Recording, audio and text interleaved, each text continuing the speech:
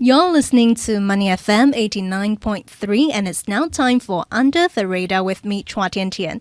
Now, extended reality solutions, which is the umbrella term for virtual reality, augmented reality, and mixed reality solutions, they're at the heart of our conversation today. Our guest is from Varjo, which is the Finnish firm that, by the way, consists of veterans who previously came from Nokia Cast. Now, the company makes what it calls the highest immersion virtual and mixed reality products and services that includes not just the headset, but also software applications for enterprises. Now, devices are used to train advanced VR users such as astronauts, pilots, nuclear power plant operators, as well as for car design and pioneering research. According to TechCrunch, Varjo's customer base includes about a quarter of the Fortune 100 companies, so think the likes of Boeing and Aston Martin. The firm also works with governments in the US and Europe.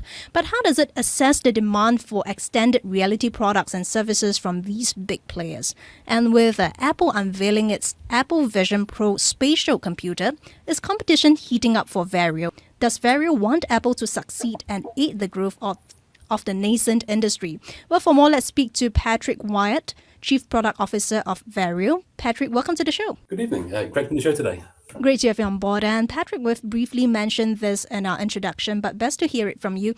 Appreciate if you could take us through your value proposition and business model. Sure. Varjo makes the world's most powerful mixed reality virtual experiences. Our flagship product is a headset that seamlessly merges virtual and real worlds together. And if I'm trying to explain what that is with the power of words alone, imagine being able to take a computer-generated virtual object, place it on the real table in front of you, then pick it up and inspect it with your real hands. So our customers in general are large enterprises which are trying to move various design or training processes to virtual reality, and they choose Varjo because the realism and the experiences our platform can deliver to them. Okay, and Patrick, I was taking a look at a TechCrunch article. I believe you guys mentioned it as well, which cited some of your customers. And it seems like you serve customers including Lockheed Martin, Volvo, Aston Martin, Kia, Boeing, and on the whole, about a quarter of Fortune 100 companies. So take us through your customer base then. That's right. Training, simulation, design are important markets for us. We're working, as you mentioned, with 15 of the top 20 global automakers.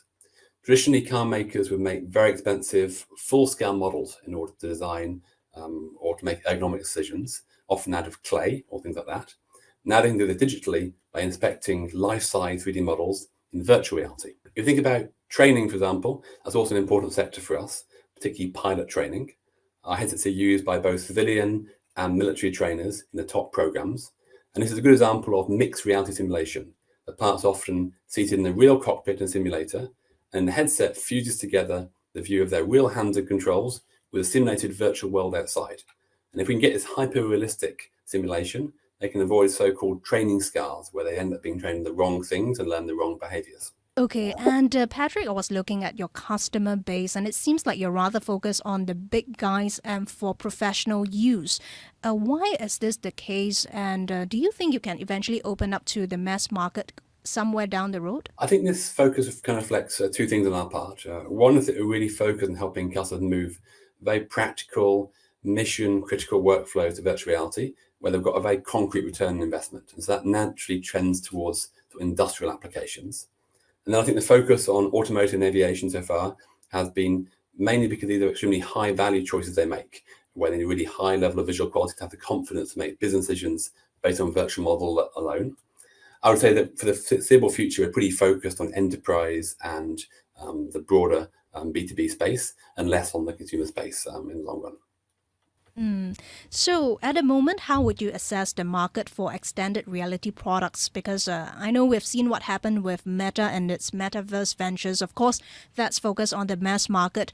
It seems like mass adoption of the metaverse is not quite there yet, and the adoption of XR solutions, extended reality solutions, seem to work in lockstep with the development of the metaverse. So your thoughts on that? So oddly, we don't really talk much about the metaverse to our customers on a day-to-day basis. I say we're quite focused on these very practical topics around the virtualization of industrial processes. Now, I do think it's fair to say that the metaverse idea hasn't quite yet lived up to its hype. And I think one of the reasons for that is it's hard to make a virtual world, a fully virtual world, as interesting and rich as the real world is. So the thing I think is that the more promising direction is to create a stronger link between digital and physical worlds. And this is sometimes called a digital twin. And so it's now possible to build a fully digital one-to-one model of, let's say, your factory, and then start to simulate changes in that digital model before making real changes in your production line on the ground. And I think that's quite a powerful concept. And it's why we've invested quite heavily in this mixed reality concept around visualizing, blending virtual and real worlds together in one overall scene. And it seems like the logical step would be what you're doing, focusing on industrial use and targeting bits by bits. And speaking of the market, Patrick, how would you define your competitors? Are your competitors at this point in time, the likes of Apple, or are they even your competitors to begin with? Because I know Apple released this Vision Pro spatial computer not too long ago, and Varjo was cited in an article saying that it doesn't want Apple to fail in its VR headsets. Tell us more about that. We know Apple is reportedly cutting its forecast production for the Vision Pro headsets. Your thoughts again? Well, just talk a little bit about competition in general. I think we found we're not really competing much against other headset manufacturers, but they're mainly focused so far on the consumer market. The biggest competition for us really actually is to date more the real world. As we've spoken about, our customers set a very, very high bar for moving their process to virtual reality. So we'll make sure the experience is absolutely faithful to that. On Apple in particular, I think we're actually really happy they jumped into this space because it's going to create a lot of energy and momentum amongst developers to create new software solutions for mixed reality. I'd say their focus is probably a bit different to ours. The ultimate end game for all these big tech companies, be it Apple or somebody else, is to create mass market consumer products where they can sell hundreds of millions of units. And that means they want to go increasingly lightweight and increasingly cheap. And the Vision Pro, I think, is just a first step on that path for them. So I wouldn't read too much into the production forecasts or sales for 2024. It's really a first step on a 5-10 year journey for them, I'd say. And, Patrick, if I may follow up on this, I know the big guys are heading for, bigger numbers and they really need that mass adoption there. For yourself, you really very much focus on the industrial use cases, but what will it take, or how big must the market grow for you to decide that, hey, it's actually a worthwhile venture for me to now expand my customer base to look at the mass market sometime? I think for the foreseeable future, we'll be pretty focused on the enterprise customers, and that could be big enterprises or it could be smaller companies as well. And the consumer space I mentioned is obviously very crowded, right? Lots of very large companies focused in that area. So we do have a consumer product called the Varjo Aero that's used by high-end simulators and gamers. But I'd see most of our focus being continuing on those really high-quality experiences where we can differentiate on an experience in that way, rather than trying to compete in the mass market. Let's talk about funding, Patrick.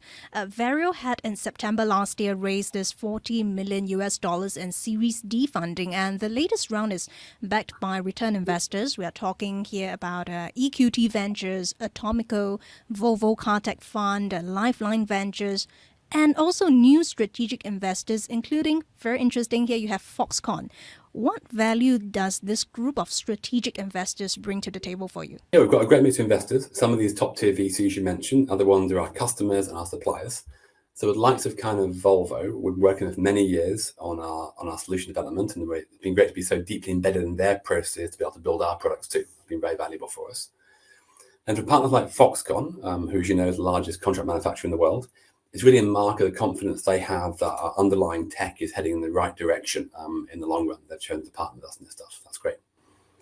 And I believe Varjo said last year that it would use the funds that you got from this Series D funding for R&D cloud services, as well as help the firm scale its software and hardware offerings across new verticals, new business verticals, such as design, manufacturing, education. How have you used the funds so far 1 year down? The big investment area for us right now is our cloud services product, which is called Varjo Reality Cloud. And that product's really all about providing a service that helps our customers manage their 3D data inside their organization and makes it easy for them to deploy immersive solutions across their company. So this works with our own hardware business directly, but also with hardware from other manufacturers too. And we've seen some great traction there in the last 12 months with some enterprise scale deployments inside some Fortune 500 companies. So that's going great. I know you guys have not disclosed your valuations previously, but PitchBook estimates that Varjo was valued at $146 million in a funding round that was held in 2020, which I believe was the round before Series D. Any hint you can give us as to what that magic number is for you at this moment in time? Well, I do not have any valuation numbers to disclose, but I could hint it's significantly larger than the figure that you just mentioned. Second half, yeah. Significantly higher than $146 million. I can give you that hint. And before we let you go, Patrick, what are some future plans for Varjo in the second half of this year in terms of funding, in terms of going public? What can we expect here in Singapore? Well, I think the rest of this year, we're really focusing on continuing to scale our hardware business to sort of push beyond those workflows you mentioned in design, automotive, into new workflows too, and then building out the rest of our cloud services offering, which we just discussed. We've actually got a great partner here in Singapore called CreativeX, and they're on the ground here to help our customers test and implement our products. Well, Patrick, just a very quick follow-up question from me here. Any IPO plans in the foreseeable future? We have nothing to disclose right now about any future plans for financing, but do invite us back in a few years' time, and we'll be glad to update you on any developments. All right, excited and looking forward to that.